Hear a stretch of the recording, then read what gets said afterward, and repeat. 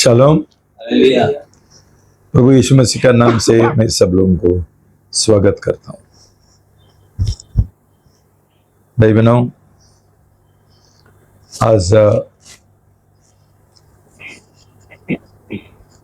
पुनरुत्थान का, प्रभु यीशु मसीह का पुनरुत्थान का आज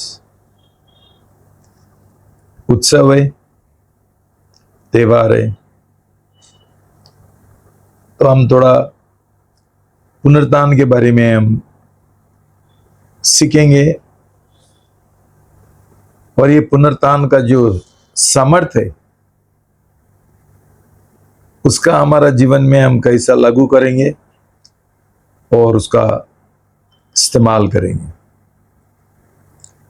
हम पढ़ेंगे फिलिपी 3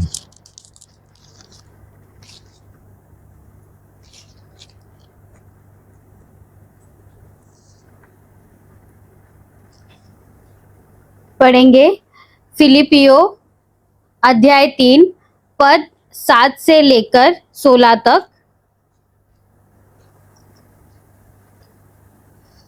परंतु जो जो बातें मेरे लाभ की थी उन्हीं को मैंने मसीह के कारण हानि समझ लिया है, वरन मैं अपने प्रभु मसीह यीशु को जानने के उत्तमता के कारण सब बातों को हानि समझता हूँ, जिसके कारण मैंने सब वस्तुओं की हानि उठाई और उन्हें कूड़ा समझता हूँ, जिससे मैं मसीह को प्राप्त करूं और उसमें पाया जाऊं, न कि अपनी उस नीतिमत्वता के साथ जो नियम शास्त्र से है, वरन उस नीतिमत्वता के साथ जो मसीह पर विश्वास करने के कारण और परमेश्वर की ओर से विश्वास करने पर मिलती है, ताकि मैं उसको और उसके मृत्युंजय की सामर्थ्य को और उसके साथ दुखों में सहभागी होने के मर्म को जानूं और उसकी मृत्यु की समानता को प्राप्त करूं, कि मैं किसी भी रीति से मरे हुओं में से जी उठने के पद तक पहुंचूं। ये मतलब नहीं कि मैं पा चुका हूँ या सिद्ध हो चुका हूँ, पर उस पदार्थ को पकड़ने के लिए दौड़ा चला जाता हूँ, जिसके लिए मसीह यीशु ने मुझे पकड़ा था। हे भाइयों, मेरी भावना ये नहीं कि मैं पकड़ चुका हूँ, परंतु केवल ये एक काम करता हूँ कि जो बातें पीछे रह गई है उनको भूलकर आगे की बातों की ओर बढ़ता हुआ निशाने की ओर दौड़ा चला जाता हूँ, ताकि वो इनाम पाऊं जिसके लिए परमेश्वर ने मुझे मसीह यीशु में ऊपर बुलाया है। हम में से जितने सिद्ध है यही विचार रखें, और यदि किसी बात में तुम्हारा और ही विचार हो तो परमेश्वर उसे भी तुम पर प्रकट कर देगा। इसीलिए जहां तक हम पहुंचे हैं उसी के अनुसार चले। ये प्रभु का शब्द है। आइए इस वक्त हम संदेश के लिए और पिताजी के लिए प्रार्थना करेंगे। प्रभु धन्यवाद देते प्रभु आज का सुंदर समय के लिए प्रभु यीशु, ये रिकॉर्डिंग के लिए धन्यवाद देते प्रभु यीशु। सच में हम मांगते प्रभु कि प्रभु जैसे पुनरुत्थान का जो सही मतलब है प्रभु यीशु, वो मतलब प्रभु आज लोगों तक पहुंचने दो प्रभु यीशु।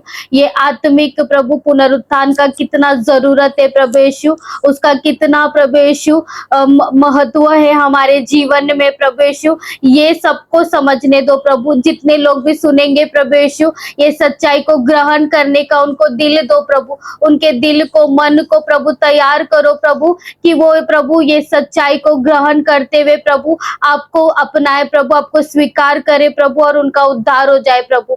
आप ऐसा करते इसलिए धन्यवाद देते प्रभु। हम मांगते प्रभु यीशु पिताजी के ऊपर आपका अभिषेक उंडेलना प्रभु यीशु। प्रभु सच में प्रभु एक एक शब्द प्रभु यीशु उनके मुख में भरना प्रभु यीशु, और पूरा हिम्मत से पूरा हियाव से प्रभु यीशु वो प्रभु शब्द प्रभु वो बोलेंगे प्रभु यीशु, कि प्रभु लोगों तक के हृदय में वो छिदे प्रभु। इसीलिए धन्यवाद देते प्रभु यीशु। आगे का समय का आपने ताबा लिया, इसलिए धन्यवाद। ये प्रार्थना प्रभु यीशु आपके नाम से करते। आमीन। शालोम। भाई बहनों, दो तरीका का पुनरुत्थान है, और ये जानना बहुत जरूरी है। क्यों आज मसीह कलीसिया में बहुत सारा उलझन है। एक पुनरुत्थान है आत्मिक,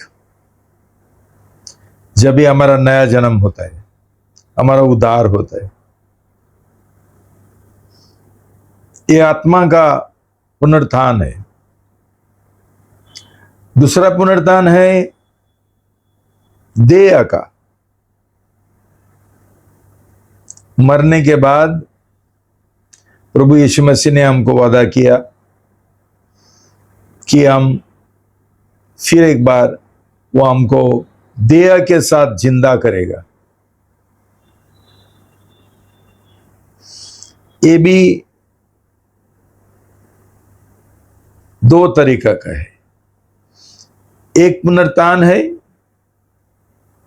देह का, उन लोगों का जो लोगों का नया जन्म हुआ और उन्होंने उनका उद्धार का खेती बाड़ी किया,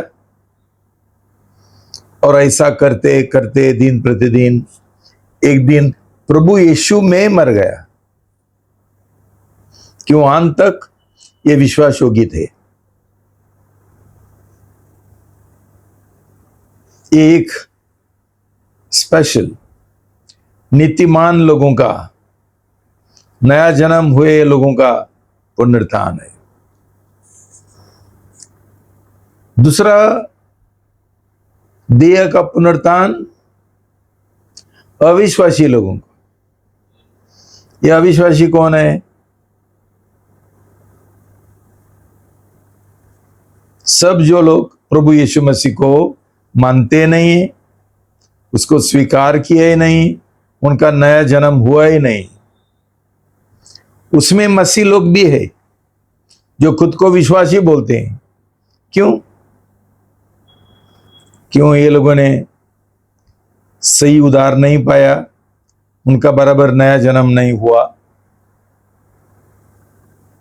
ये लोगों ने दो मालिक का चाकरी किया, सेवा किया। एक है प्रभु यीशु मसीह का, परमेश्वर का, और दूसरा है मैमन का, संसार का। तो ये लोगों को प्रभु का वचन बोलता है ये लोग आत्मिक बेविचारी है। तो भाई बहनों, ये सब लोग भी जिनका नया जन्म नहीं हुआ, अविश्वासी लोग, उनका ही भी पुनरुत्थान हो जाएगा। लेकिन नया जन्म पाए हुए लोगों का पहला होगा, ये दुल्हन है और उनका न्याय नहीं होगा। क्यों? प्रभु का वचन बोलता है ये मौत से पार हो गया, न्याय से पार हो गया। ये लोगों को सिर्फ उनका क्या पुरस्कार मिलेगा, क्या इनाम मिलेगा, उतना ही उनका न्याय होगा। दूसरा पुनरुत्थान अविश्वासी लोगों का।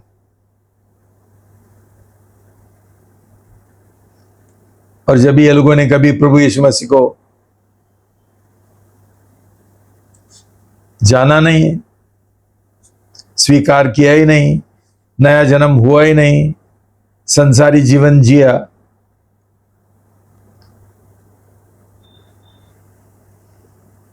उनके लिए जीवन का पुस्तक, किताब खुला हो जाएगा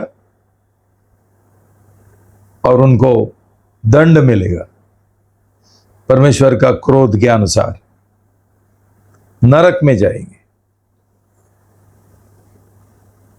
ये हम समझना चाहिए, क्यों ये कोई भी सिखाते नहीं है।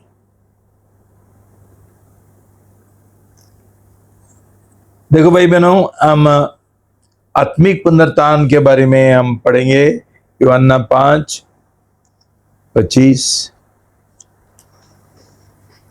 यूहन्ना अध्याय 5 पद 25। मैं तुमसे सच सच कहता हूँ, वो समय आ रहा है और अब है, जिसमें मृतक परमेश्वर के पुत्र का शब्द सुनेंगे, और जो सुनेंगे वे जिएंगे। देखो भाई बहनों, यहां कैसा लिखा, समय आ रहा है और अभी है। प्रभु यीशु मसीह जब ये दुनिया में आया, पैदा हुआ और सुसमाचार का काम उसने शुरू किया, उसने बोला अभी उद्धार का समय है, परमेश्वर का राज निकट आ गया, मन बदलो और विश्वास करो। ऐसा करने से क्या होगा, ये लोगों का उद्धार हो जाएगा, नया जन्म पाएंगे। क्यों? उन्होंने प्रभु यीशु मसीह का सुसमाचार स्वीकार किया, प्रभु यीशु के ऊपर विश्वास किया। तो इसलिए वो बोलता है अभी ये समय है कि जब भी जो सुसमाचार कोई भी स्वीकार करेगा, ग्रहण करेगा, उसको उसका पाप क्षमा होता है, उद्धार पाते हैं, नया जन्म होते हैं बपतिस्मा के द्वारा। दूसरा जो अंतिम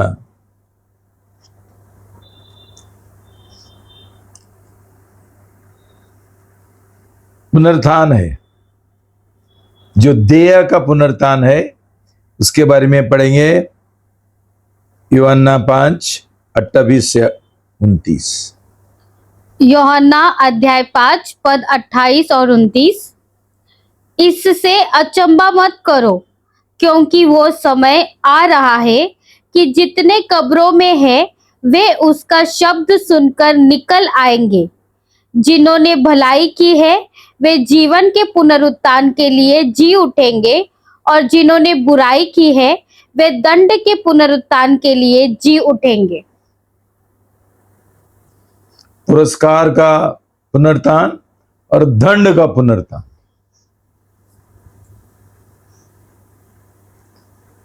किसके लिए? अंतिम दिन में जो लोग कब्र में है, ये सब लोग जी उठेंगे। जो विश्वासी लोग हैं ये पुरस्कार के लिए, और जो अविश्वासी है वो दंड के लिए। तो भाई बहनों, ये दो पुनरुत्थान के बारे में हम समझना, जानना, सीखना, मनन करना बहुत जरूरी है। आजकल ये पहला जो पुनरुत्थान है, आत्मा का पुनरुत्थान, उसके बारे में किसी को ही मालूम नहीं, कोई भी विश्वास भी नहीं करते हैं। लेकिन प्रकाशित वाक्य में 20:6 में उसको पहला पुनरुत्थान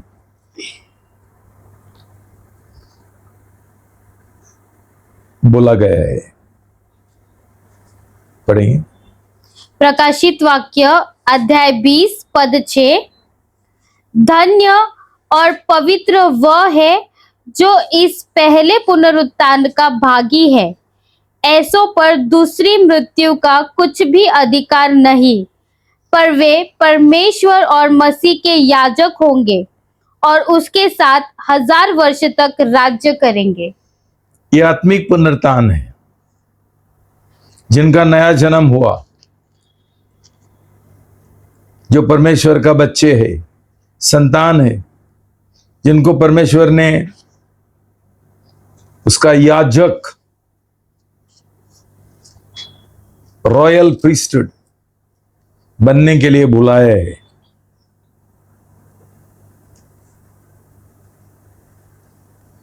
भाई बहनों, आज से पहला पुनरुत्थान के बारे में क्यों लोगों को जानकारी नहीं है? क्यों? जो प्रचारक है उनका ही भी सबसे पहला उनका ही भी पहला पुनरुत्थान नहीं हुआ, आत्मिक पुनरुत्थान, उनका नया जन्म नहीं हुआ। आप आश्चर्य होंगे कि आज ऐसा वाला परमेश्वर का दास है, जिनको पास्टर बोलते हैं, जिनका खुद नया जन्म नहीं हुआ और उनका बपतिस्मा गलत बपतिस्मा है। अभी जब भी उनका खुद नया जन्म नहीं हुआ और पहला पुनरुत्थान नहीं हुआ, ये लोग दूसरे लोगों को कैसा प्रचार करेंगे पहला पुनरुत्थान के बारे में? प्रभु का वचन बोलता है कि जिनको पहला पुनरुत्थान मिला उनको डरने का कोई जरूरी नहीं है। क्यों? दूसरा मौत, पहला मौत था आत्मिक मौत, दूसरा मौत है शारीरिक मौत। ये उनके ऊपर कोई असर नहीं पड़ेगा, कोई असर नहीं पड़ेगा।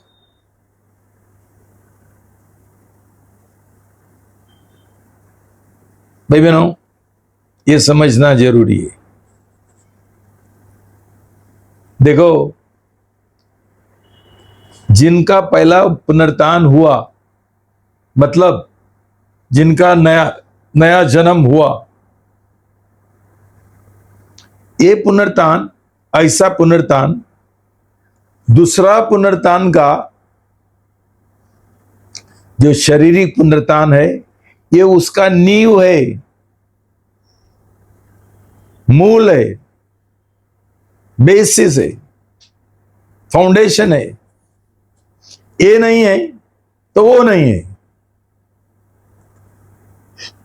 जिनका पहला पुनरुत्थान नहीं हुआ, नया जन्म नहीं हुआ,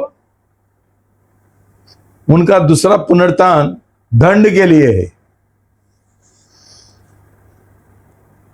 जो मसीह लोग, खास करके दुनियादारी मसीह है, पैसा का पीछे जाते हैं, पैसा का प्रेम करते हैं और रविवार को चर्च में जाते हैं, ये लोगों का पुनरुत्थान होगा, लेकिन दंड के लिए।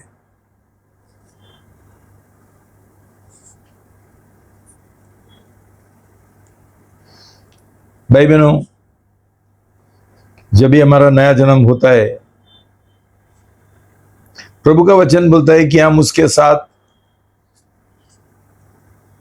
हमारा पुराना मनुष्य को क्रूस के ऊपर चढ़ाया, हम उसके साथ मर गए, दफनाया गए और उसके साथ हम जी उठे हैं एक नया जीवन के लिए, एक आनंद काल जीवन के लिए। हम परमेश्वर का संतान बन जाते हैं और विरासत मिलता है, हम वारिश बन जाते हैं। और जब भी हम स्वर्गीय राज में प्रवेश करते हैं नया जन्म के द्वारा, तभी हमारा और संसार का कोई लेना देना नहीं है।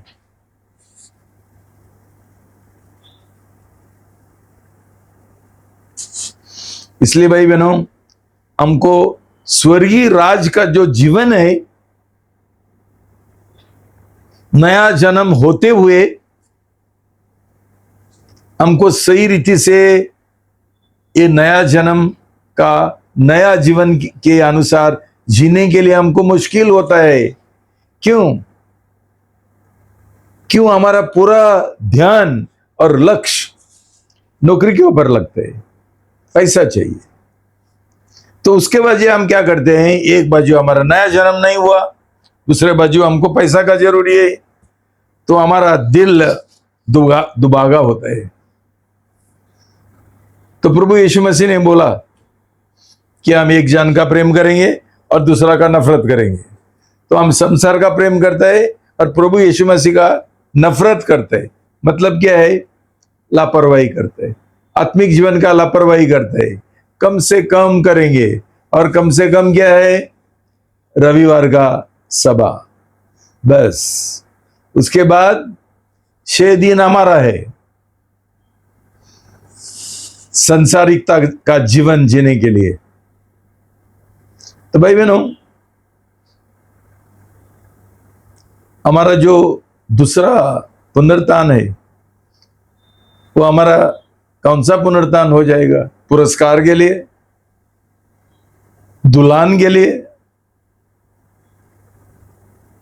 और अनीतिमान, अविश्वासी जिनका नया जन्म नहीं हुआ, ये पुनरुत्थान होगा दंड के लिए।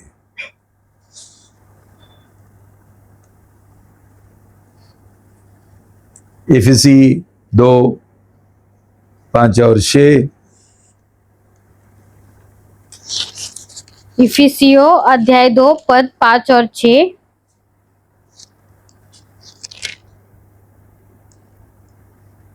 जब हम अपराधों के कारण मरे हुए थे तो हमें मसीह के साथ जिलाया, अनुग्रह ही से तुम्हारा उद्धार हुआ है, और मसीह यीशु में उसके साथ उठाया और स्वर्गीय स्थानों में उसके साथ बैठाया। भाई बहनों, ये महान चमत्कार हमारा जीवन में हुआ। ये सड़ेला बपतिस्मा के द्वारा नहीं है। जो पास्टर लोग बोलते हैं हमारा कलीसिया में आओ, मैं तुझे बपतिस्मा देगा, ये सड़ेला बपतिस्मा है। किसी का ही उद्धार नहीं होता है, किसी का नया जन्म नहीं होता है। ये लोगों को चीटिंग कर रहे, बहकवाते हैं ताकि उनका चर्च का मेंबर होने के लिए, लेकिन प्रभु का स्वर्गीय राज्य में उनको प्रवेश नहीं मिलता है। लेकिन सही बपतिस्मा के द्वारा क्या होता है? हमको पाप का क्षमा मिलता है और हमको नया जीवन, अनंत काल जीवन मिलता है। हम नया मनुष्य बनते हैं, हम नया रचना बनते हैं। और प्रभु का वचन बोलता है हम किधर है? स्वर्ग में हमको बिठाते हैं। स्वर्ग में हम उधर बैठे हैं तो हमको संसार के साथ क्या लेना देना है? आप मुझे बताओ, स्वर्गीय राज में क्या नहीं मिलता है? और हमको एक ही चीज का जरूरी है, सबसे ज्यादा पैसा। स्वर्गीय राज में पैसा का कोई जरूरी नहीं है। लेकिन जब भी हमारा नया जन्म नहीं होता है, ये जो प्रकाशन है वो हमको नहीं मिलता है, तो हम दूसरा लोगों का जैसा जी रहे। ये अविश्वासी लोग काम पर जाते हैं, बहुत कंपटीशन करते हैं, उनको तरक्की चाहिए, वो चाहिए, उनको सैलरी बढ़ाने का है, ये है, मन सब पैसा के ओर। मतलब ये लोगों का स्वर्गीय राज में प्रवेश नहीं हुआ। ये समझ लो भाई बहनों, हम बिल्कुल संसारी है, बिल्कुल अविश्वासी है। बपतिस्मा लेकर कोई फर्क नहीं है हमारा बीच में और अविश्वासी लोगों का बीच में। क्यों? हमको स्वर्ग पे ऊपर बिठाया, तो हमारा जीवन स्वर्गीय होना चाहिए। ये अलग राज है, ये परमेश्वर का राज है, स्वर्गीय राज है। स्वर्गीय राज का जीवन और संसार का जीवन, उसमें आसमान और जमीन आसमान का जमीन आसमान का फर्क है। लेकिन हम ये लोग ये बात हम समझा नहीं, ये सच्चाई समझा नहीं, इसका हमको कोई प्रकाशन मिला नहीं है। तो हमारा बपतिस्मा का पहले भी वही जीवन है और उसके बाद भी वही जीवन है। भाई बहनों, इसलिए ये पहला पुनरुत्थान और नया जन्म इतना इतना इतना सबसे ज्यादा महत्वपूर्ण है। और ये सच्चाई आज कोई नहीं जानते। ये लोगों ने उनका थियोलॉजी, नया थियोलॉजी बनाया उनका अविश्वासी मन के अनुसार। बहुतेक जो देव ज्ञानी हैं, ये लोग का ज्ञानी है दिमाग का, दिल का नहीं है। और वो हिसाब से ये लोगों ने थियोलॉजी लिखा है। और ये थियोलॉजी मैं ही सीखा था जब भी मैं कैथलिक फादर था, सब सीखा, 4 साल सीखा गलत थियोलॉजी। प्रभु ने अभी मुझे ये प्रकाशन दिया कि मेरा नया जन्म हुआ। भाई बहनों, लोगों को ये सही मार्ग नहीं चाहिए करके शैतान ने बहुत सारा गलत कलीसिया, झूठा कलीसिया बना के रखा है कि लोग किधर भी जा सकते हैं। इधर बहुत कठिन है बाबा, ये पास्टर बहुत कड़क है बाबा, हम लोग उधर जाएंगे। क्यों उधर जाएंगे? ताकि वहां जैसा हमको चाहिए, हमारा स्वयं इच्छा के अनुसार हम जी सकते हैं। हमको सकरा मार्ग का जरूरी नहीं, हम चौड़ा मार्ग में जाएंगे। हम गांव में जाएंगे, शादी को जाएंगे, इसको जाएंगे, वो जाए, सब कुछ करेंगे। और रविवार को क्या करेंगे? उधर है हाजिरी लगाओ, हाजिरी। कोई आराधक नहीं है। जिनका नया जन्म हुआ ये लोग आराधना नहीं कर सकते हैं। ये लोग शारीरिक शक्ति से आराधना करते हैं, आत्मिक तौर से नहीं। कोई अभिषेक नहीं है।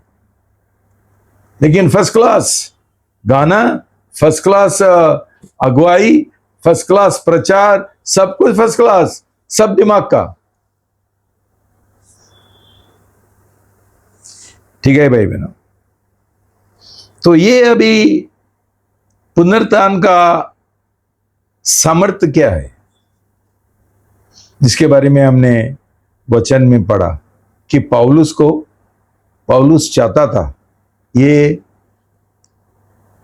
पुनरुत्थान का सामर्थ। भाई बहनों, ये सामर्थ हमको नया जन्म के बाद ही मिलते हैं और द्वारा मिलते हैं। नया जन्म के बाद। क्यों? जैसा हमारा नया जन्म होता है, बपतिस्मा होता है पानी का, उसके बाद तुरंत ये और एक गलत फहमी है, तुरंत हमको पवित्र आत्मा का बपतिस्मा मिलता है। आज ऐसा नहीं है। आज तुझे नहीं मिला तो मैं प्रार्थना करेगा पवित्र बपतिस्मा के लिए, पवित्र आत्मा का बपतिस्मा के लिए।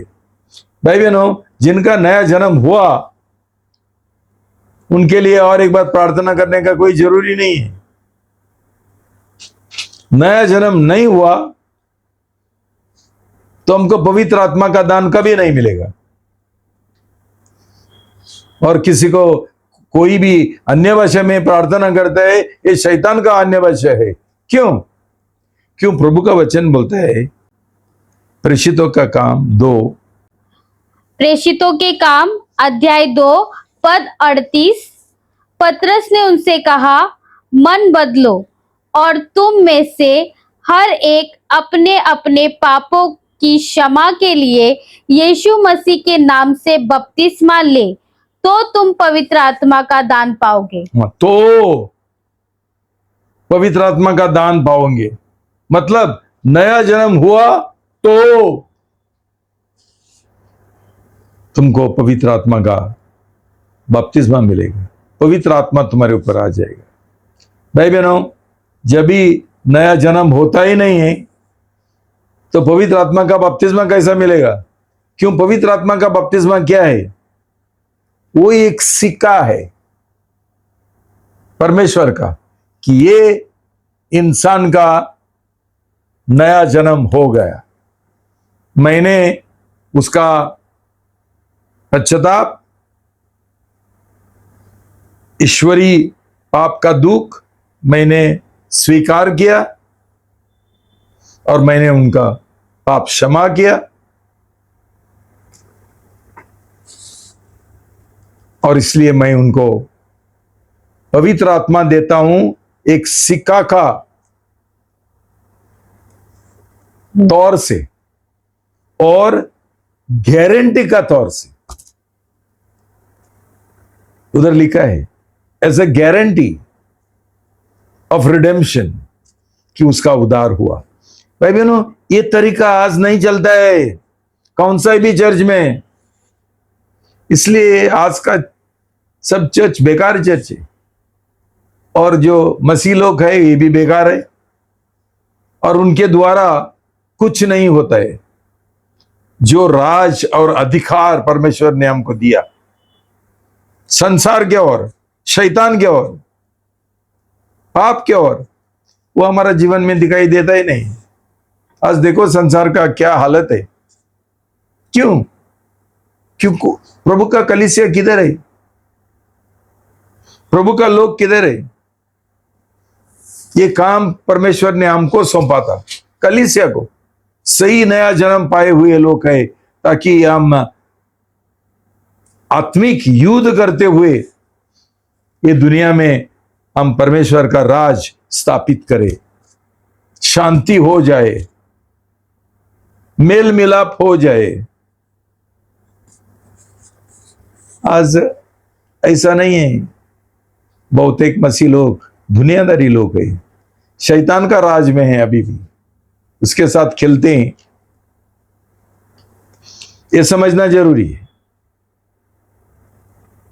तो भाई बहनों, ये जो पुनरुत्थान का सामर्थ्य है वो पानी बपतिस्मा के साथ और पवित्र आत्मा का बपतिस्मा के साथ जुड़ा हुआ है।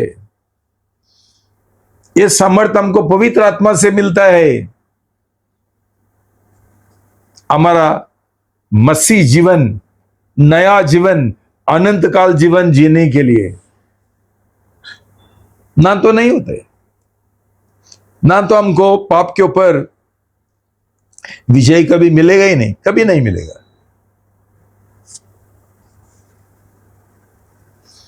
हम पाप के ओर संघर्ष करते रहेंगे लेकिन विजय नहीं मिलेगा। क्यों?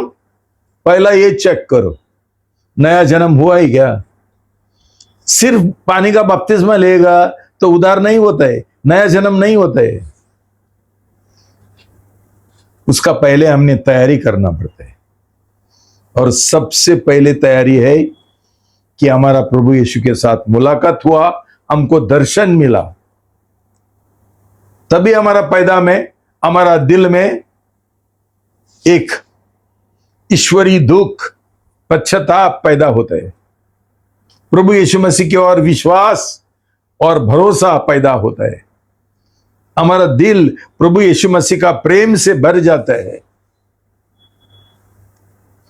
ये गलत बपतिस्मा लेने से नहीं होता है जो आज सब कलीसिया देता है, सब। और उसके बाद ऐसा नया जीवन जीने के लिए परमेश्वर हमको तुरंत पवित्र आत्मा का बपतिस्मा, आत्मिक समर्थ हमको देता है। ये समर्थ लेकर हम दिन प्रतिदिन हमारा नया जीवन जीना है। लेकिन हमारा मन पैसा कमाने में रहेगा तो हमें मसीह आत्मिक जीवन जिएंगे कैसा? हमारा मन उसके और है ही नहीं। ये है आज का जो झूठे मसीह है उनका जीवन का तरीका कुछ नहीं होता है, कोई विजय नहीं मिलते।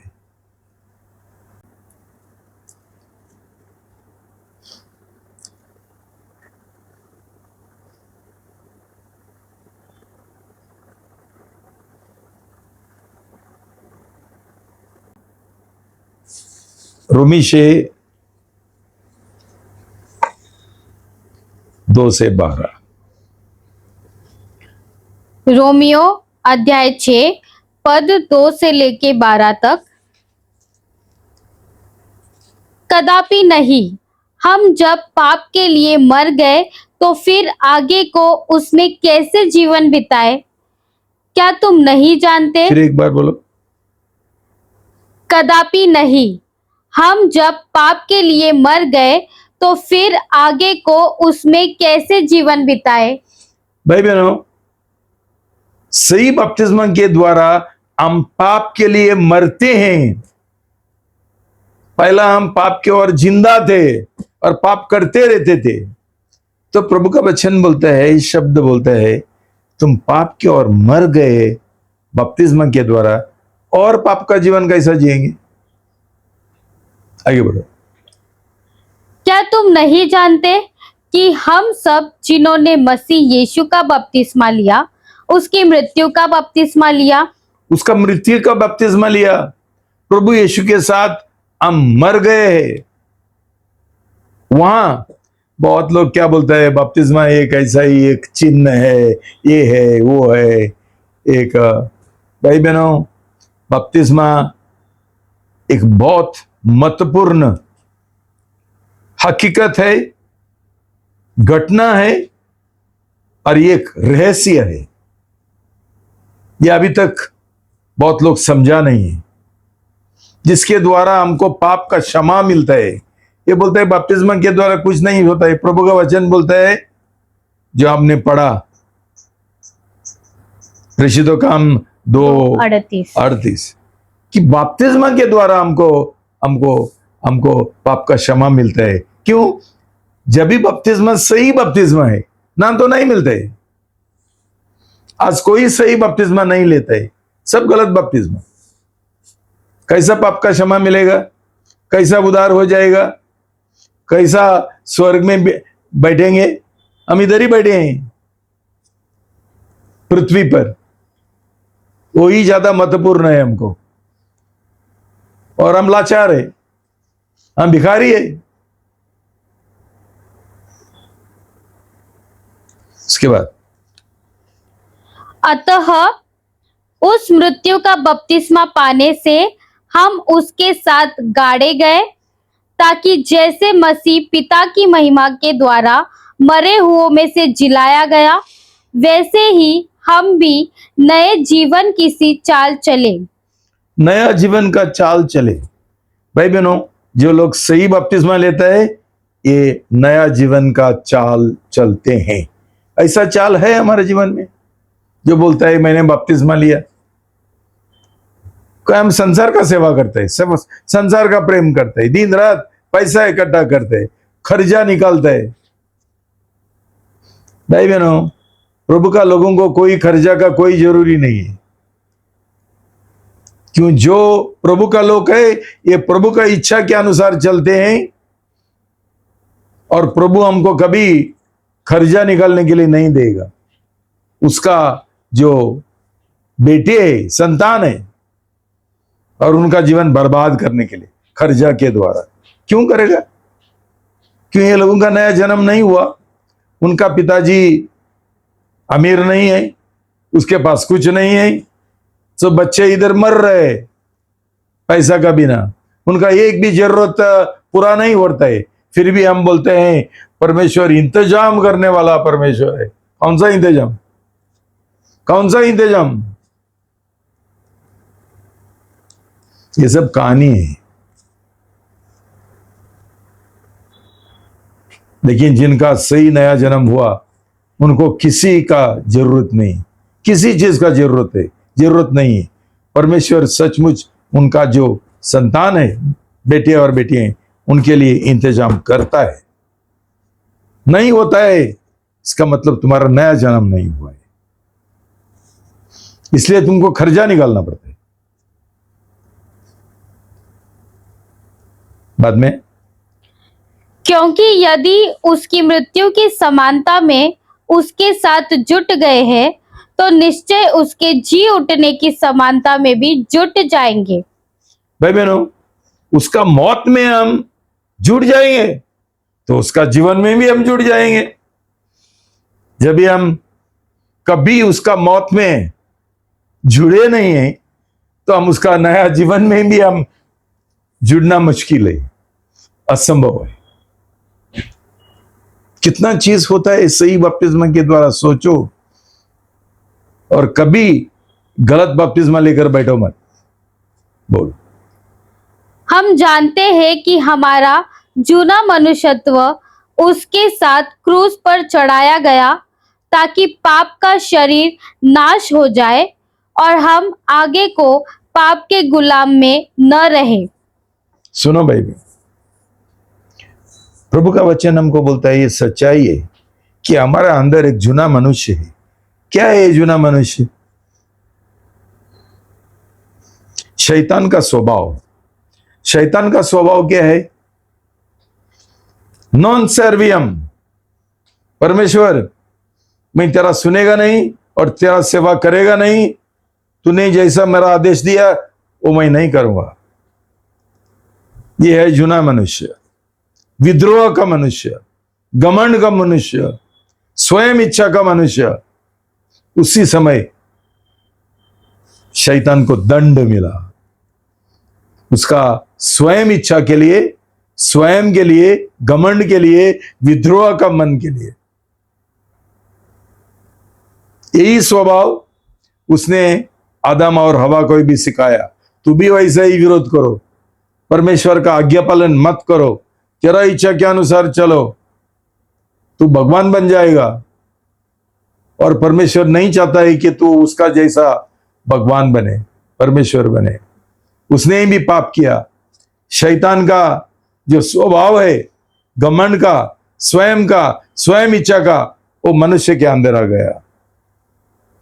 भाई बहनों, हर एक मनुष्य ये पुराना मनुष्य लेकर जी रहे, जब से पैदा होते, जब से वो गर्भधारण होते, तब से। हमको लगता है ये छोटा ये है, गर्भ है, नहीं है, वो मनुष्य है और उसके अंदर शैतान का ये पुराना मनुष्य है। और अभी जब भी हम सही नया सही बपतिस्मा लेते हैं पानी का, प्रभु का वचन बोलता है ये पुराना मनुष्य को क्रूस के ऊपर चढ़ाया जाता है। मतलब क्या है? जो हमारे अंदर एक बॉडी ऑफ सिन, पाप का शरीर अंदर था, वो मिट जाता है। ये लोगों को मालूम नहीं कि उनका जीवन में ये लोगों ने अनुभव पाया नहीं और उसके अनुसार ये लोगों ने थियोलॉजी लिखा है। थियोलॉजी, वचन का अनुवाद उनका मन के अनुसार, कि उनको भी पाप के ऊपर विजय नहीं मिलता है। ये सब जो थियोलॉजियंस है, बाइबल स्कॉलर्स है, उनको भी नहीं मिलता है। तो वो अनुभव के अनुसार ये लोग बुक्स लिखते हैं और ये बुक्स पढ़ के हम सीखते हैं। और जब भी हमारा भी नया जन्म नहीं हुआ, हम लोग ये झूठ शैतान का हम लोगों को प्रचार करते हैं और उनको भी पाप का बंधन में रखते हैं।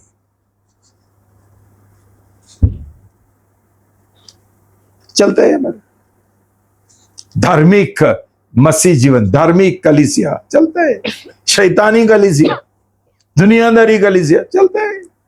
किसी को पाप के ऊपर विजय नहीं मिलता है, सब पाप का गुलाम है। आगे बढ़ो। क्योंकि जो मर गया वह पाप से मुक्त हो गया। जो मर गया, बंद करो, इससे बड़ा बयान नहीं है। जो मर गया वो पाप से मुक्त हो गया। लेकिन हम लोग कोई पाप से मुक्त तो नहीं होता है कि हम मरा नहीं है, कि हमारा बपतिस्मा झूठा है।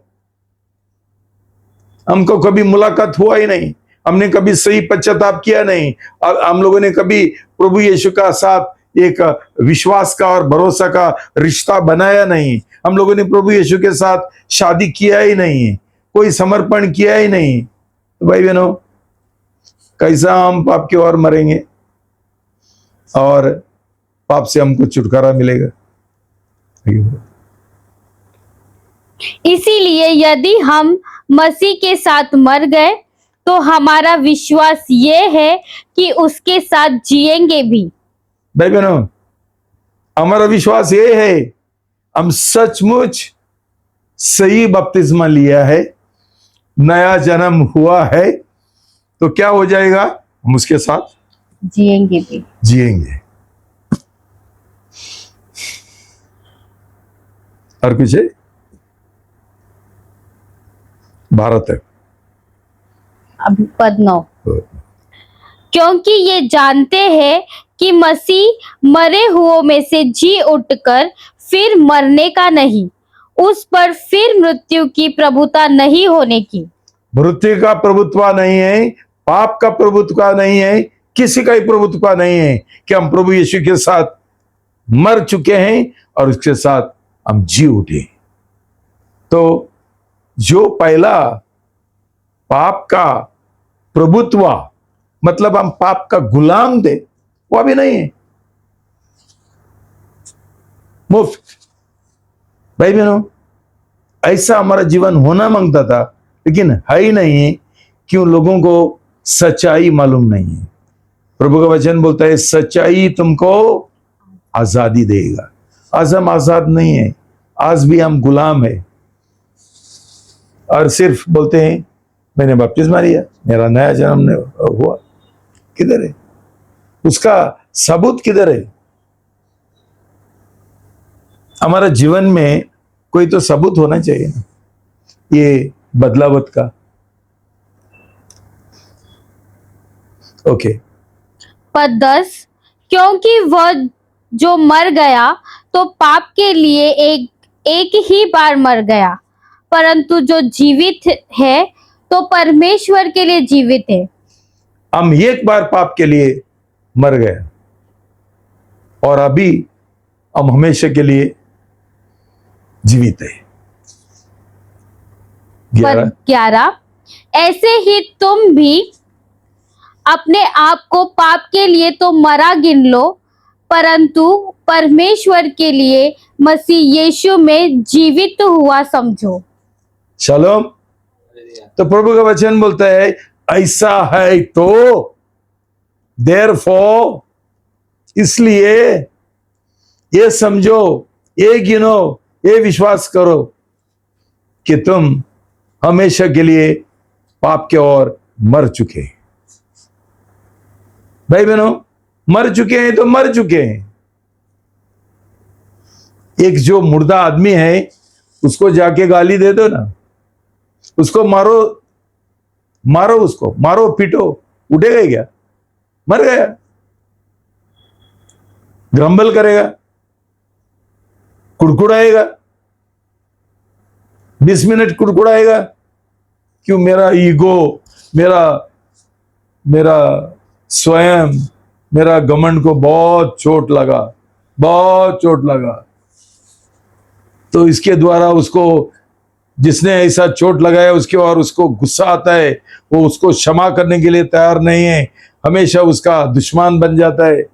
मतलब ये आदमी पाप के लिए जिंदा है, मरा नहीं।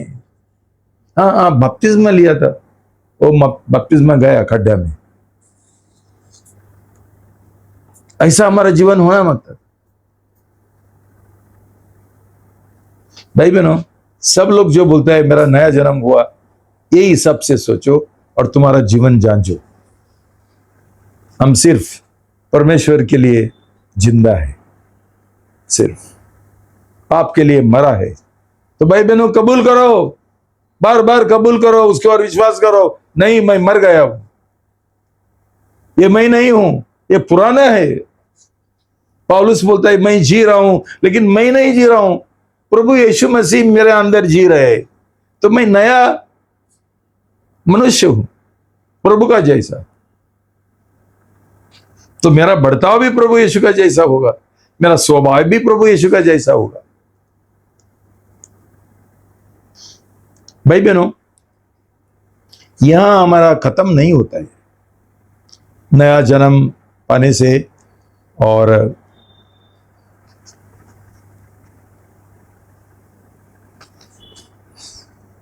पुनरुत्थान का सामर्थ्य पाने से खत्म नहीं होता है। इधर और एक कैच है, दूसरा एक कदम है महत्वपूर्ण। फिलिपी 2:12-13। फिलिपियो अध्याय 2 पद 12 और 13। इसीलिए हे मेरे प्रियो, जिस प्रकार तुम सदा से आज्ञा मानते आए हो, वैसे ही अब भी न केवल मेरे साथ रहते हुए, पर विशेष करके अब मेरे दूर रहने पर भी डरते और कांपते हुए अपने अपने उद्धार का कार्य पूरा करते जाओ, क्योंकि परमेश्वर ही है जिसने अपनी सुइच्छा निमित्त तुम्हारे दिल में इच्छा और काम दोनों बातों के करने का प्रभाव डाला है। शालोम। भाई बहनों, जो पानी का बपतिस्मा में जो हुआ वो सिर्फ शुरुआत है। बीज बोया। तुमने कभी देखा है क्या कोई किसान बीज बोता है और बाद में घर पे जाके सोता है? नहीं, वो खेती बाड़ी करते हैं, उसका देखभाल करते हैं अंत तक। जब तक फसल तैयार नहीं होता है तब तक वो बिजी है, व्यस्त है। इसका मतलब क्या है कि हमारा उद्धार का खेती बाड़ी करना बहुत जरूरी है। बे और कमते हुए दिन प्रतिदिन, क्यों शैतान हमेशा जो परमेश्वर ने हमको एक मुफ्त दान दिया वो चुराने में बहुत बहुत बहुत बहुत व्यस्त है, घूमते रहता है एक सिंह का जैसा। कभी हम इसको उसके और हम गुरी डालेंगे, हम उसको अटैक करेंगे, हम उसको हमला करेंगे और उसको वापस हमारा शैतान का राज में लेके जाएंगे। भाई बहनों, बहुत लोग ये मिस्टेक करते हैं, पहला उनका नया जन्म नहीं होता है, और जिनका नया जन्म हुआ ये बोलते हैं अभी मेरा नया जन्म हुआ, अभी हम सोएंगे। और शैतान मौका के लिए इंतजार कर रहे। जब भी हम सो रहे,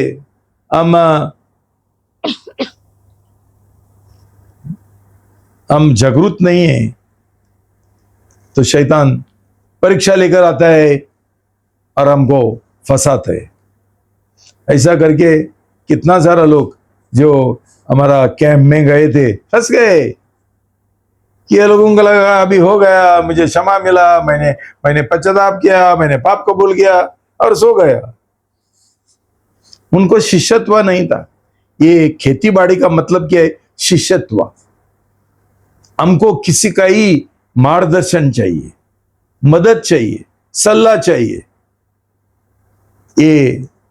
ये आत्मिक सफर में हमको किसी का ही मदद चाहिए। जो प्रभु ने रखा है, उसका दास रखा है, पिताजी का रखा है, अगवे दास को रखा है। तो भाई बहनों, हमारा लोगों को शिष्यत्व नहीं चाहिए। ये लोग बहुत बड़े लोग बन जाते हैं। हम कैंप से आए हैं, हमने अभी बपतिस्मा लिया है, अभी हम ये है, हाँ योर मैजेस्टी, हम ये राजा बन गए। अभी हम किसी का ही सुनेंगे नहीं। अभी हम संसार का पीछे जाएंगे। ये खत्म हो गया मेरा आत्मिक तैयारी भी, बपतिस्मा सब। अभी मेरा कुछ पैसा का कोई बंदोबस्त करने के। भाई बहनों, हम ये नहीं समझेंगे तो हमारा जीवन ऐसा ही होगा। हम घोटाला करेंगे हमारा जीवन का, फंस जाएंगे।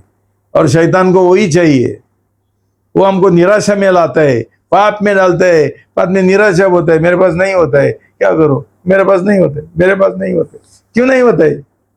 कि हम लोग सो गए हैं, जब भी एक आत्मिक युद्ध होता है, कौन सा भी युद्ध होता है, कोई सैनिक सोते नहीं है, ये लोग हमेशा खड़े रहते हैं, जागरूक रहते हैं और सामना करते हैं और विजय पाते हैं। तो भाई बहनों, this is missing in everybody's life. सब लोगों का जीवन में ये मिस हो को बैठे हैं, इसलिए उनका परिस्थिति देखो। आज कौन सा ही भी मसीह का विश्वासी बोलता है ना, मसीह बोलता है उधार पाए, उनका जीवन में देखो, जो पास्टर लोग भी है उनको लाइफ इम्प्रिजनमेंट मिला है,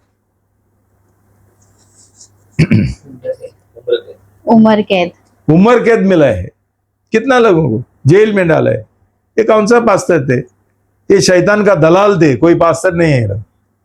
सब जो है ऐसा ही है, 420। क्यों? समझा नहीं है, उनको किसी ने सिखाया नहीं है। एक चंगाई ही मिल गया करके पास्टर बनते और एक चंगाई लेकर, ये गवाही लेकर घूमते आए पूरा दुनिया में। जीवन क्या होगा? बड़ी बात हो गया, चंगाई मिला तो अभी उदार बनने का है और पवित्र बनने का है, ये सब भूल जाते हैं। कलीसिया शुरू करते हैं, बाद में पाप में गिरते हैं और बाद में जेल में जाते हैं। तो भाई बहनों, हमारा पौलुस का दिल का आकांक्षा क्या था, हम पढ़ेंगे, जो हमने ऑलरेडी पढ़ा, फिलिपी 3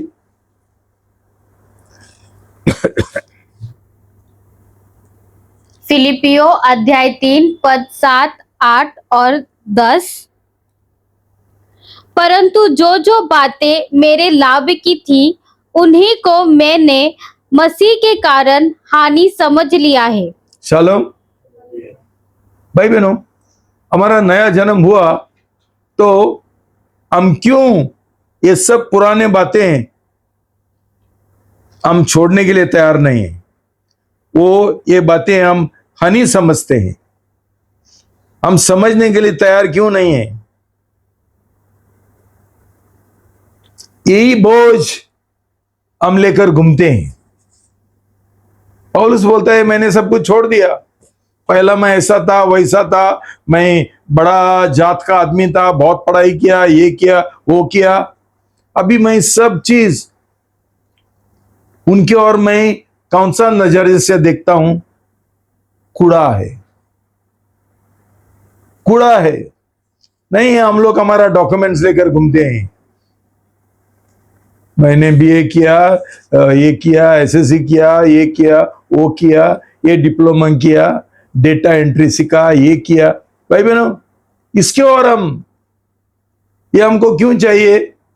क्यों हम अभी भी हम लोग संसार में है, संसार के लिए हमको चाहिए। स्वर्ग में ये डॉक्यूमेंट्स का कोई ये दस्तावेज का हमका कोई जरूरी नहीं है स्वर्ग में। हाँ, उधर प्रभु नहीं पूछता है तूने क्या पढ़ाई किया। तूने पढ़ाई नहीं किया तो तेरा बहुत बड़ा जगह मिलेगा उधर। ये संसारी पढ़ाई के द्वारा नहीं, प्रभु का वचन का पढ़ाई कितना किया और उसके अनुसार कितना जिया, कितना आज्ञा पालन किया। भाई बहनों, हमारा ना पूरा मन का नवनीकरण होने का जरूरी है। हमारा मन का बिल्कुल नवनीकरण नहीं है। हम ऐसा ही बपतिस्मा लिया, अभी ये संसार के लिए जी रहे, पैसा के लिए जी रहे। डॉक्यूमेंट्स, घर छोड़ के जाने गए तो डॉक्यूमेंट्स ले लो, ना तो कोई जॉब नहीं मिलेगा। हमको जॉब चाहिए क्या भाई? ये क्रांतिकारी मसीह जीवन है, क्रांतिकारी। ऐसा जीवन किसी को ही नहीं चाहिए।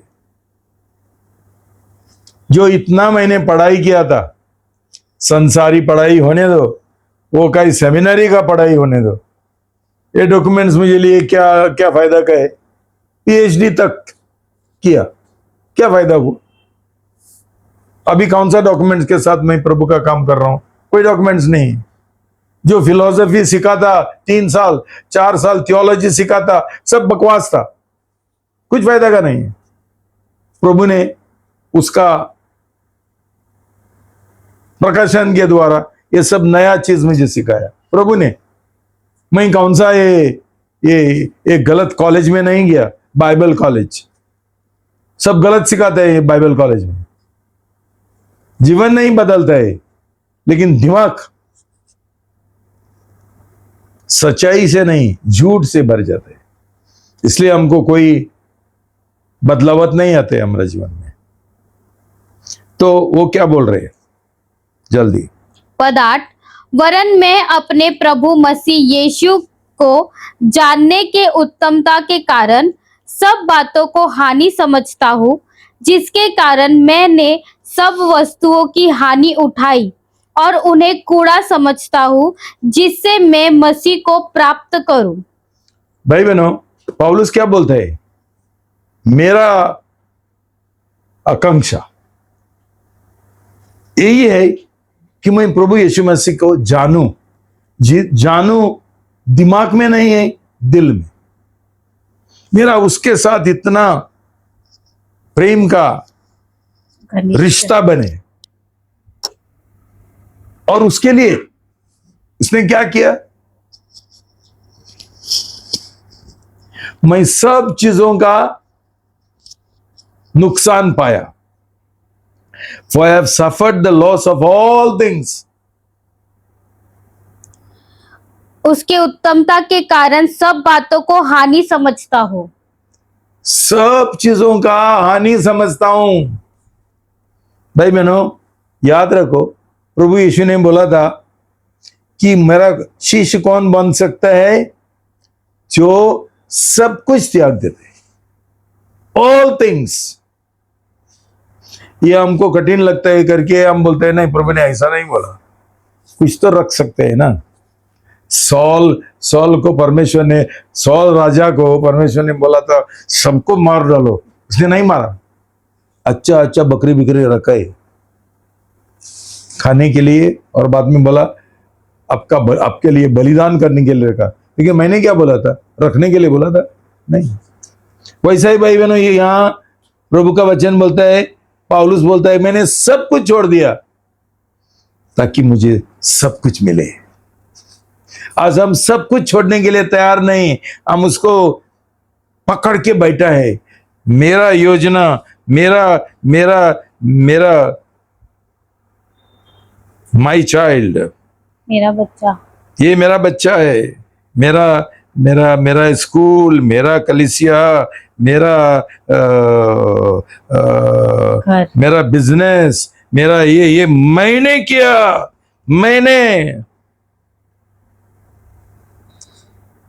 पौलुस बोलता है मैंने सब कुछ छोड़ दिया। ये मैं हानि समझता हूं, कूड़ा समझता हूं।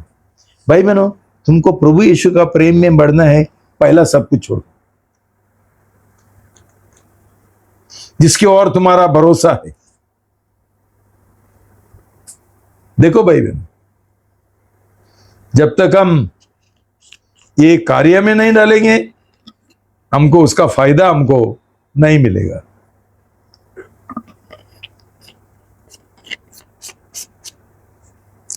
जो लोगों को इसका एक प्रकाशन नहीं मिलेगा, ये सब लोग शायद ऐसा बोलेंगे, पिताजी पागल हो गए, ऐसा हो सकता है क्या? मैं जानता हूं क्यों उनका जो ऐसा सोच रहे, खुद का उनका नया जन्म नहीं हुआ। क्यों उन्होंने बपतिस्मा का तैयारी का समय सब कुछ छोड़ने के लिए उन्होंने निर्णय लिया ही नहीं, एक निर्णय लिया ही नहीं, ऐसा ही बपतिस्मा लिया, तो उनका जीवन में कुछ हुआ ही नहीं। तो ऐसा करने के लिए उनके पास कौन सा पुनरुत्थान का सामर्थ्य, कौन सा सामर्थ्य? ये पवित्र आत्मा का सामर्थ्य से हो सकता है, जो लोगों ने नया जन्म पाया है। लेकिन जो मेरे और अभी ये करेंगे, गुस्सा करेंगे, ये कौन है? जिनका नया जन्म नहीं हुआ। क्यों? उनको समझता ही नहीं, उनको प्रकाशन कभी मिला ही नहीं। याद रखना, ये उनके लिए नहीं है, इनके पास में कभी नहीं हुआ जब तक उनका नया जन्म हो। तो आगे बढ़ो।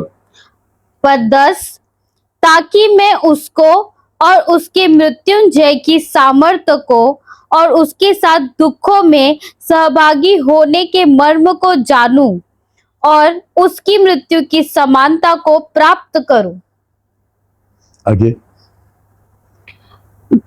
कि मैं किसी भी रीति से मरे हुओं में से जी उठने के पद तक पहुंचूं।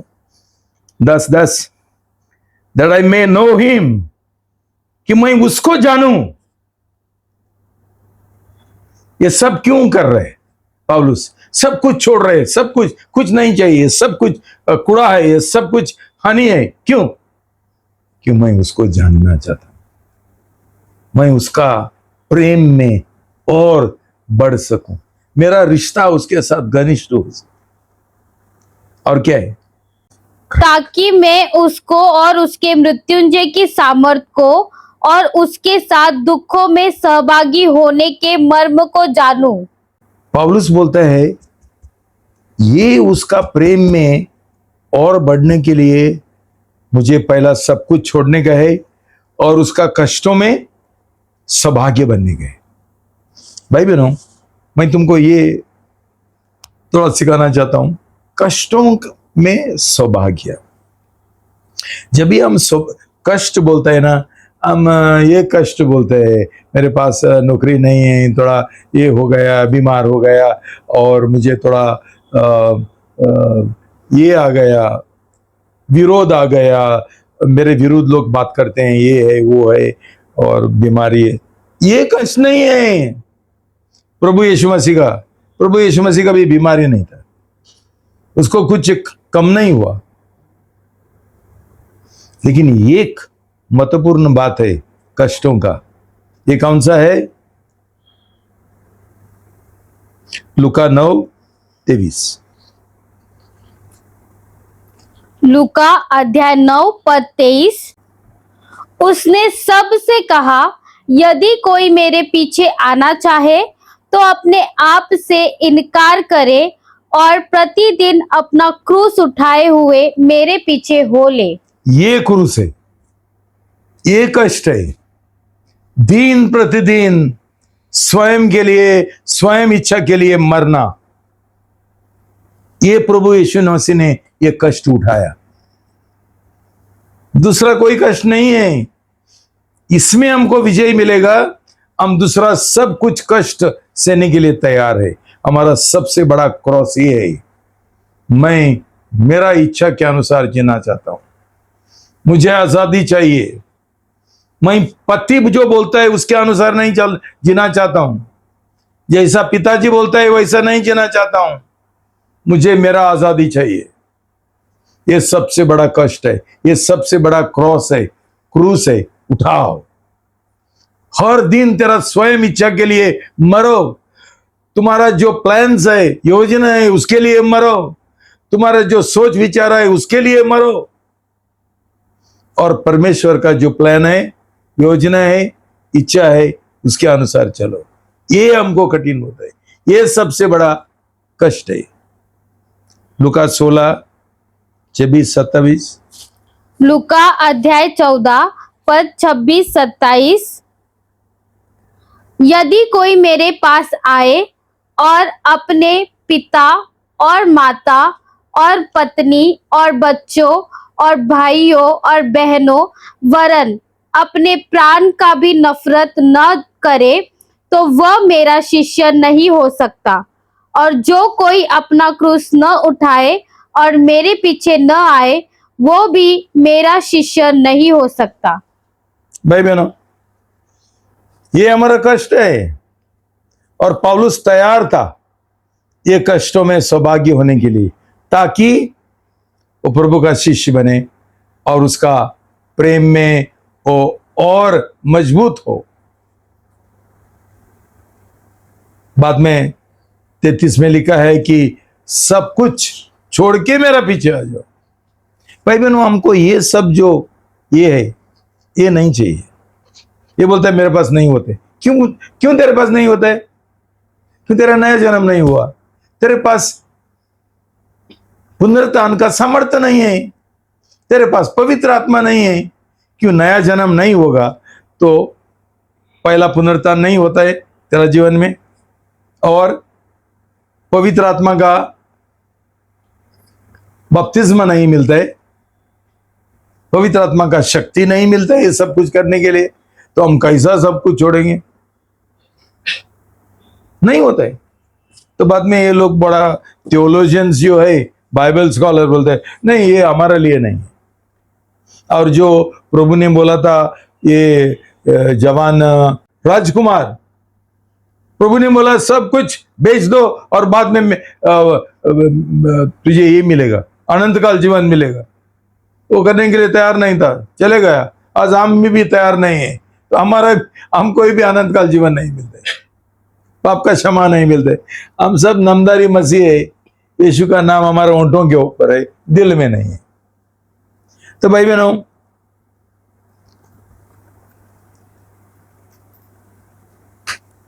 दो तिमोथी 3:1-12, 2 तिमोथियो अध्याय 1 पद 12। इस कारण मैं इन दुखों को भी उठाता हूँ पर लजाता नहीं, क्योंकि मैं उसे जिस पर मैंने विश्वास किया है जानता हूँ, और मुझे निश्चय है कि वह मेरी धरोहर की उस दिन तक रखवाली कर सकता है। पौलुस का जबरदस्त बयान, क्या बोलता है वो? पढ़ो। इस कारण मैं इन दुखों को भी उठाता हूँ। इस कारण मैं ये दुखों को भी उठाता हूं। क्यों? उसको अभी दुख उठाने की बड़ी बात नहीं है, उसका मुलाकात हुआ था। मुलाकात होने के बाद वो प्रभु यीशु मसीह से मिला, उसने उसका रेमा सुना, कोई अनबन नहीं किया, कोई बहस नहीं किया, लेकिन वो एक मुलाकात उसके लिए काफी था। उसने बोला, प्रभु ने बोला था उसको, तुझे मैं दिखाऊंगा कितना तूने कष्ट सहने का है। तो अभी बोलता है मैं सब दुख उठाने के लिए तैयार हूं। क्यों? मुझे उसके और विश्वास हो गया, भरोसा हो गया, मेरा मुलाकात हुआ उसके साथ, मैंने उसका आवाज सुना, मैंने उसको देखा और विश्वास मेरा दिल में पैदा हुआ, वही सच्चा परमेश्वर है। अभी बोलो क्या करने गए? भाई बहनों, ऐसा हमारा ये हुआ, मुलाकात हुआ ना, तो ये सब जो हम सीखा है ना ऊपर से नीचे, कुछ हमारे पास नहीं होगा, कुछ नहीं होगा। जबरदस्त इसका जरूरी है। इसलिए बपतिस्मा के लिए मैंने बोला सब लोगों का मुलाकात मुझे देखने गए। पहला तो मैंने इतना इससे नहीं देखा था, बहुत लोगों का ऐसा ही छूट हो गई है। अभी देखने गए, अभी देखने गए। भाई बहनों, ऐसा हमारा मुलाकात हो जाएगा। ये इंसान व्यक्ति इतना पावरफुल है, वो बोलता है मैंने मेरा जीवन का पूरा समर्पण कर दिया, पूरा आत्मा का,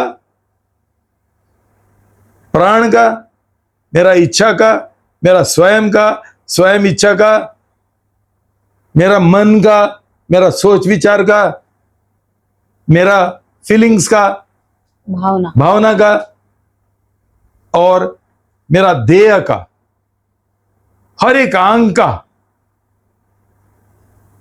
अंग में क्या क्या है? जीभ है, मन है, हमारा सोच विचार है, हाथ है, पैर है, सेक्स है, जो हम जैसा हमको मजा चाहिए हम लोग इस्तेमाल करते हैं। परमेश्वर ने दिया था एक स्पेशल कारण के लिए, हम वो बर्बाद कर दिया मजा करने के लिए। क्यों? हमारा नया जन्म नहीं हुआ था, और अभी भी हमको नया जन्म नहीं चाहिए। हम भागते हैं, कोई लड़का मिलेगा, कोई लड़की मिलेगा, भागते हैं, जीवन बर्बाद करते हैं। भाई बहनों, पौलुस बोलता है मैंने हर एक चीज अभी समर्पण किया, उसका हवाले में कर दिया, और मुझे विश्वास है कि ये सब बातें अंत तक, मैं मरने तक वो उसका देखभाल करेगा। मैं उसके ऊपर विश्वास कर सकता हूं। भाई बहनों, ऐसा एक समर्पण का जीवन हम जी सकते हैं क्या, जो हमने बपतिस्मा का पहले किया था, शादी किया था, कि मैं विश्वास होगी रहेगा।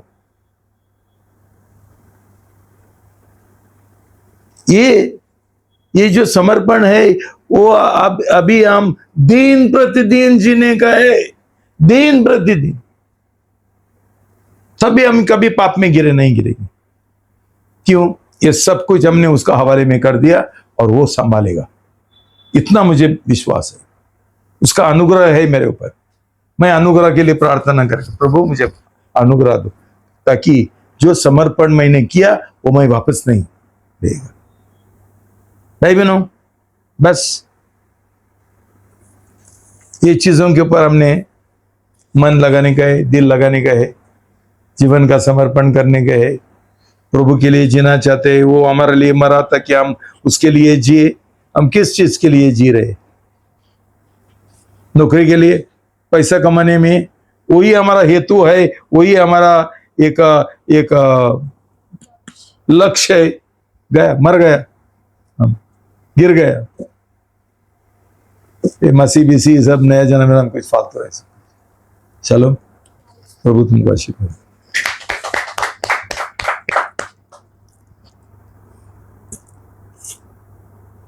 प्रार्थना करेंगे।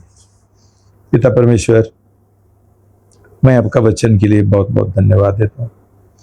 आपका वचन शक्तिशाली है, बलवंत है। आपका वचन के द्वारा प्रभु हमारा दिल को छुओ प्रभु, हमारा मन का नवनीकरण करो, हमारा सोच विचार बदल दो प्रभु, मन बदलो, दिल बदलो। ये सच्चाई स्वीकार करने के लिए हमको मदद करो, अनुग्रह दो प्रभु, शक्ति दो प्रभु। हमारा मन का नवनीकरण करो प्रभु, और ये सच्चाई के अनुसार जीने के लिए, उसका आज्ञा पालन करने के लिए हमको मदद करो प्रभु। पौलुस का जैसा हमको दिल दे दो प्रभु। कितना बुरा आदमी था, कितना उसने प्रभु का शिष्यों को कितना सताया, लेकिन जैसा एक मुलाकात हुआ, उसने सब पाप का जीवन छोड़ दिया, सब कुछ छोड़ दिया प्रभु का पीछे जाने के लिए। ऐसा हमको मन और पौलुस का दिल हमको ही भी दे दो प्रभु। कोई चीज कि हम कभी ना बोले कि ये असंभव है, मैं नहीं कर सकता हूं। प्रभु, आपके साथ सब कुछ संभव है। कि क्यों? आप हमको शक्ति देता है, समर्थ देता है, अनुग्रह देता है, और आपका अनुग्रह से हम सब कुछ कर सकते हैं, कोई चीज नहीं। लेकिन हमको एक पाप का सही पश्चाताप दो, ईश्वरी दुख दे दो, ताकि हम ये पुराना जीवन छोड़ सके। हमारा शक्ति से के द्वारा नहीं है, लेकिन आपका शक्ति से, आपका अनुग्रह से, पवित्र आत्मा का शक्ति से। मैं धन्यवाद देता हूं प्रभु कि आप हमको मदद करेगा ऐसा जीवन जीने के लिए। हमारा कलीसिया के ऊपर और सब लोगों के ऊपर, सब कलीसिया के ऊपर आशीर्वाद दो प्रभु, ताकि ये कलीसिया प्रभु का वचन के अनुसार जिए, चले और प्रचार करे सच्चाई का। जो गलत पास्टर है उनको निकाल दो प्रभु, जो गलत कलीसिया है वो बंद करो प्रभु, ताकि लोगों का नाश ना हो, इनका पाप के वजह, इनका लापरवाही के लिए। मैं धन्यवाद देता हूँ, यह प्रार्थना आपने सुन लिया। ये प्रार्थना प्रभु यीशु मसीह का नाम से करता हूँ, आमीन।